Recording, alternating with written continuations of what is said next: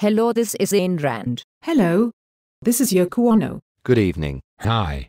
I'm Jim Henson. Sydney Nillan. I'm a puppeteer. As you know, I am a philosopher and a novelist. I myself am an artist and musician living now in New York. I paint. I would love to appear on one of your television programs, Mr. Henson. Why? They are very funny and I like how the puppets get on. Thank you, it's kind of you to say so.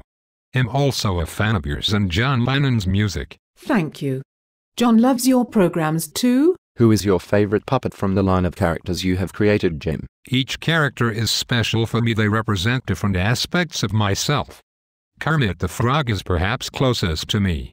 An alter ego of sorts. Big laughs. He is exceptional. What does that say about you? I don't know. I don't think too much about it. My favorite is Big Bird.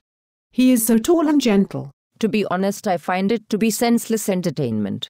I prefer the celebration of men and what they can achieve. Do you have children, Miss Rand? What do children have to do with what I prefer? Entertainment is never senseless, it's always within the sensible even when it's farce. I find that being a parent, being close to children has broadened my perspective, allowed me to empathize and understand more than I ever did before.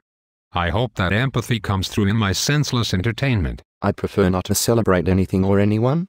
Celebration is something that should become something that grows from within creation and not something that we take as a goal. I think this is very important. We need also to offer our children a chance. A chance for what? If people cannot be proud of what they do and of their achievements, what kinds of world are we giving the future generations? Children have a better chance to do these things you mention if they empathize. I think this is Jim's point. The empathy you point to obviously serves you well. I am happy for your achievement. A chance for peace. Is that right, Miss Ono? What is the point of this conversation? What is the point of life? We might as well go all the way. I am not a philosopher. Neither am I, Jim. The point of life is to achieve personal happiness. How do you do that, Miss Rand? It does not mean that you cannot think for yourselves. Happiness can be your personal dictator if you make him your goal in life. What other goal would there be other than personal happiness? The happiness of others makes one a slave. What if your own happiness makes others unhappy? Your happiness does not preclude that you are not making other people happy. Actually, quite the opposite. If everyone works on their success and achievements, this will bring the maximum amount of happiness to everyone. History, Ms. Rand, dictates many things. We are always inside it and it is always inside us. We cannot escape it in most of our acts of will, thoughts and concepts. Struggling with it is a purpose in itself. Happiness or not, I agree with Ms. Rand on her last comment. If that is what makes a slave, then that is what I am. Then your show does not make you happy. It does immensely. But I wonder about this emotion to happiness. Is this really the point to life? Then good for you. That is the most important aspiration an individual can and should have. Diderot once said, divide and rule. The maxim is ancient. It's not mine. It was made by a tyrant. I love freedom to unite you as my will. And if I have one wish, it's that everyone make their own. I don't think so. Actually, I completely disagree. Miss Ono, what is happiness to you? I think it is when we can finally lay aside our conflicts. When we can all participate in society and offer great support to each other. Aspirations are based on the history that controls us and cannot come as a total matter of will. But there is always conflict. But it does not have to be this way. Does your work, Mr. Henson, not try to prove this? No.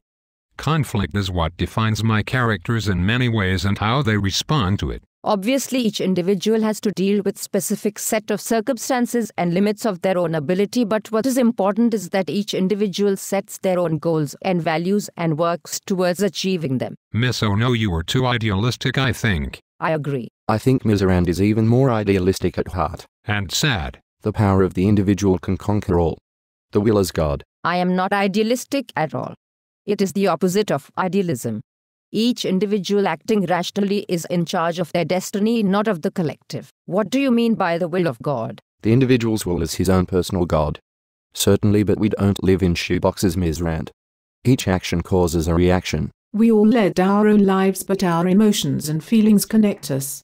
Where is the belief in emotion? I do not disagree with what you say. But I do not understand why refer to a supernatural power to communicate your thought. It is because our cultures have a spirit. God is an idea in the end. History, like I mentioned earlier in our conversation, dictates this idea, and we are unable to get rid of it. Even if we get rid of the idea of supernatural almighty power, we cannot get rid of its essence, which is what I think is omnipresent in your ideas, because you seem to be making man into a god. He is not. The human spirit is so important. This is what can bridge the divide between us. I am not making man into God. I am freeing him from God and charging him to take control of his own destiny. What do you mean by human spirit? Have you ever thought of yourself as the Nietzsche of our time, Miss Rand? Positive. A lady. Market-oriented. He would be proud of you. The better, more pragmatic him. It may be the idea of God, whether you believe in a deity or not. That element within us and around us that binds us to each other essentially. We are all human. We all connect, I think, somehow. Yes, and we must all be allowed an equal opportunity to participate in society and offer support to those that can't. I don't care a lot for this idea of society either, actually. But you are part of society, are you not? If your art isn't for society, who is it for? I despise such mysticism. Acting in your own self-interest aligns one with other people in a fluid, non-forced way. One does not need to be a slave to the concept of forced collective in order to achieve happiness across many people. I am surprised to be in such a conversation. It feels like a deliberate test. The idea of society is a logical predicament in the first place. That is why it is so hard to argue for or against it.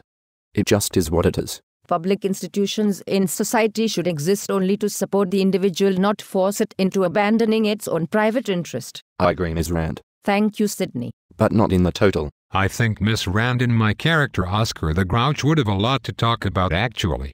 I am laughing out loud at this idea. Why would I want to talk to him?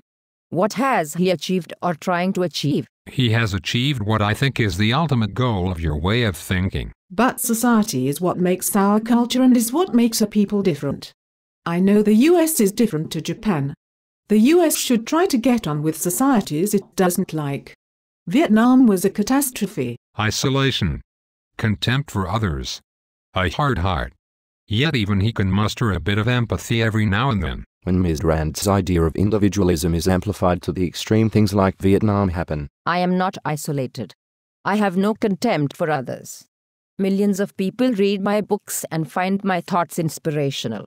I hardly spend my time on the sidelines in a trash can grumping. Not yet anyway. Neither of the ideologies in that war aligns with my vision. Being independent is not enough in itself. How empathetic of you, Jim. So what do you make of the war, Miss Rand?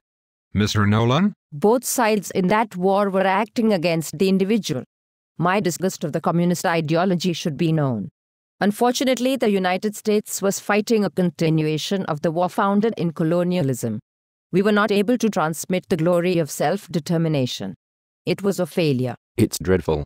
And I truly loathe the word glory. Well, I find this a painful conversation. Ms. Rand and Mr. Nolan, you have the privilege of philosophizing, and meanwhile children are dying of our neglect and greed. I am outraged. Disgusted even. Therefore I must leave. Don't leave, Ms. Ono. We need your idealism. No, we do not. We need to be free from it. I am leaving. I have other things to do. Goodbye. Oh my. Farewell. Idealism is responsible for wars too. I agree with you on this, Jim. Goodbye, everyone. Goodbye. I agree, Jim. We should work together on a puppet saga about Ned Kelly. Sometime maybe. Who knows?